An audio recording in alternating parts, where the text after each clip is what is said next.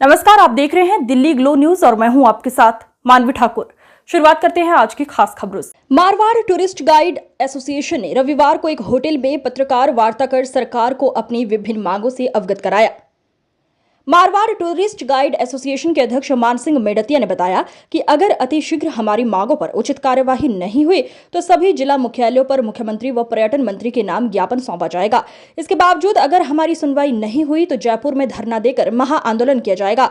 इस दौरान महासचिव महेंद्र सिंह जोधा, उपाध्यक्ष गोवर्धन सिंह कुरडाया, सह सचिव नरेंद्र सिंह शेखावत, पनलावा कोषाध्यक्ष महेंद्र सिंह लुनसरा व मारवाड़ टूरिस्ट गाइड एसोसिएशन के सदस्य उपस्थित थे।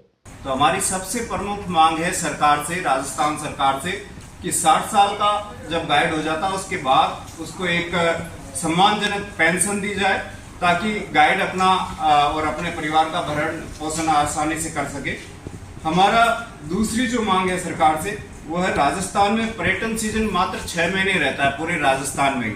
तो 6 महीने जब टूरिस्ट आता है तब तो गाइड को काम भी मिलता है, लेकिन बाकी के जो 6 महीने हैं उसमें गाइड को अपना परिवार चलाने में बहुत दिक्कत आती है, बहुत परेशानियों का सामना करना पड़ता है। तो हम चाहते हैं कि जो ऑफ सीजन के 6 महीने हैं उसमें राजस्थान सरकार गाइड को एक स्टाइफंड दे, और उस स्टाइफंड हम फ्री में सरकार से कुछ नहीं लेना चाहते।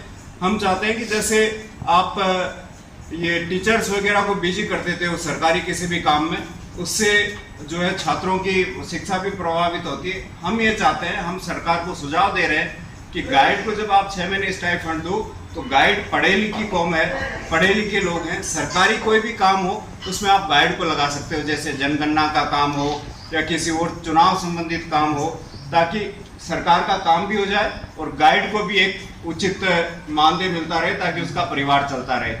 तो दूसरी मांग हमारी प्रमुखता से ये है कि 6 महीने के लिए गाइड को स्टाइफंड दिया जाए।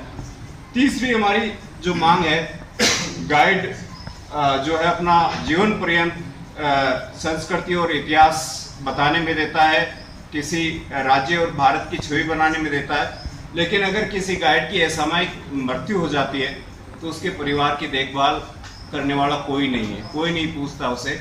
तो हम चाहते हैं कि राजस्थान सरकार के द्वारा किसी भी गाइड भाई की असामयिक मृत्यु होने पे उसको 5 लाख रुपए सहायता के दिए जाए ताकि उसका परिवार आराम से चल सके और भरण पोषण परिवार का हो सके। पर्यटक गाइड और उसके परिवार को किसी भी बीमारी में निःशुल्क इलाज की सुविधा मुहैया करवाई जाए। हमारी 5वीं मांग है, पर्यटक गाइड विकास बोर्ड का गठन किया जाए। माटी कला बोर्ड है, महाराणा प्रताप बोर्ड है, अलग अलग तरीके के बोर्ड बना के सरकारों ने अलग अलग समाजों और समुदायों के लिए काम किया है। पूरे राजस्थान में लगभग 20,000 गाइड हैं और 20,000 परिवार सीधे सीधे प्रभावित होते हैं इस पर्यटक गाइड प्रोफेशन से। तो हम चाहते हैं इतनी बड़ी संख्या में जब पर्यटक गाइड्स हैं राजस्थान में, तो पर्यटक गाइड विकास बोर्ड अतिशीघ्र बनाया जाना चाहिए सरकार को, ताकि पर्यटक गाइडों की समस्या का समाधान हो सके। जब पर्यटक गाइड किसी साइट सीइंग के लिए जाता है या किसी असाइनमेंट के लिए जाता है तो पर्यटक गाइड को ट्रेन या बस में जो है छूट दी जाए किराए के अंदर, ये भी हमारी मांग है प्रमुखता से। और एक सबसे बड़ी बात जो जोधपुर पर्यटन के लिए है, आज हम देख रहे हैं जगह जगह जो ऐतिहासिक स्थल हैं उन पे कब्जे किए जा रहे हैं और उन कब्जों को सरकार द्वारा हटाया नहीं जा रहा। जोधपुर की बहुत ही ऐतिहासिक बावड़ी है तंवर जी का झालरा, जिसमें से आप में से भी कई बंधुओं को नहीं पता होगा कि उसका असली नाम तंवर जी का झालरा है, जबकि उसको तूर जी का झालरा कर दिया गया। तो ये बहुत ही बड़ी गलती है आर्कोलॉजी विभाग की, और उस तंवर जी के झालरे पे धीरे धीरे कब्जा होता जा रहा है और हमारी ऐतिहासिक जो विरासत है वो अपना मूल स्वरूप होती जा रही है। हम जोधपुर प्रशासन से और राजस्थान सरकार से मांग करते हैं कि उस तंवर जी के झालरे को बचाया जाए, कब्जा मुक्त किया जाए, और वहाँ आर्कोलॉजी विभाग के द्वारा जो बोर्ड लगाया गया है उस पर तूर जी का झालरा लिखा हुआ है, तो उसको सुधार करके तंवर जी का झालरा किया जाए। उसका एक्चुअल नाम तंवर जी का झालरा है क्योंकि महारानी तंवर जी ने उसका निर्माण करवाया था और उन्हीं के नाम पे वो तंवर जी का झालरा है, ना कि तूर जी का झालरा। तो इस तरीके से जो ऐतिहासिक तोड़ मरोड़ और ये छेड़छाड़ की जा रही है ऐतिहासिक इमारतों के साथ और ऐतिहासिक स्थलों के साथ, ये कतई बर्दाश्त नहीं की जाएगी। और ये शीघ्र ही आर्कियोलॉजी डिपार्टमेंट के द्वारा उस बोर्ड पे अगर नाम चेंज नहीं किया गया तो आने वाले दिनों में हम तंवर जी के झालरे पे एक सद्बुद्धि यज्ञ करेंगे मारवाड़ टूरिस्ट गाइड एसोसिएशन के बैनर के तले। और मारवाड़ टूरिस्ट गाइड एसोसिएशन का अध्यक्ष होने के अलावा मैं श्री राजपूत करनी सेना का भी संभाग प्रभारी हूं, तो करनी सेना और विभिन्न संगठनों को और 36 कौम के लोगों को साथ लेके ऐतिहासिक धरोहरों को बचाने का हम कार्यक्रम शुरू करेंगे। उस सद्बुद्धि यज्ञ से ये कार्यक्रम चालू होगा हमारा।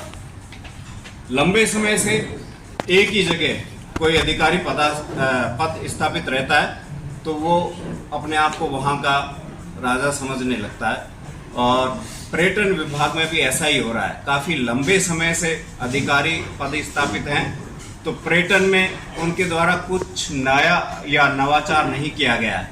हम चाहते हैं कि जो लंबे समय से अधिकारी यहाँ पे पदस्थापित हैं पर्यटन में, उनका तबादला किया जाए, उनकी जगह नए अधिकारी आए ताकि जोधपुर में पर्यटन के लिए कुछ नया हो सके। ये भी हमारी मांग प्रमुखता से सरकार से। और हमारी सबसे लास्ट जो मांग है सरकार से, पर्यटक गाइड से हर 2 वर्ष के बाद लाइसेंस नवीनीकरण के तौर पे एक शुल्क लिया जाता है। सरकार हमें कुछ देती नहीं, उल्टा हमसे ले रही है। तो जब ऑफ सीजन होता है या कोरोना काल जैसी स्थिति आ जाती है, उस समय गाइड कहाँ से पैसा देगा। तो हम चाहते हैं कि ये लाइसेंस रिन्यूअल के तौर पे जो भी शुल्क लिया जा रहा है वो पूर्णतया माफ किया जाए। हमारी प्रमुख मांगे यही है। और इन मांगों को मनवाने के लिए आगामी मंगलवार को हम यहाँ पर्यटन विभाग कार्यालय में एक ज्ञापन सौंपेंगे और सभी जिला मुख्यालयों पे जो हमारी टीमें बनी हुई है, हमारी सब जगह के गाइडों से बात हुई है, उनसे हमने निवेदन किया है सभी जिला मुख्यालयों पे पहले ज्ञापन दिया जाएगा हमारी मांगों का। उसके बाद अगर सरकार नहीं सुनती है तो जयपुर में धरना देके एक महा आंदोलन किया जाएगा और सरकार के कान खड़े किए जाएंगे। और हमारी मांगों को लेके हमने पहले भी सरकारों को चेताया था, लेकिन उसके बाद आचार संहिता लग गई। आचार संहिता में हमारी मांगे मानी नहीं गई, काम हुआ नहीं हमारी मांगों पे, और अब सरकार चेंज हो चुकी है। तो अब नई जो भाजपा सरकार आई है उसे हम निवेदन करते हैं कि हमारी मांगों पे शीघ्र कार्रवाई करे, वरना आंदोलन की जो जिम्मेदारी होगी वो सरकार और प्रशासन की होगी।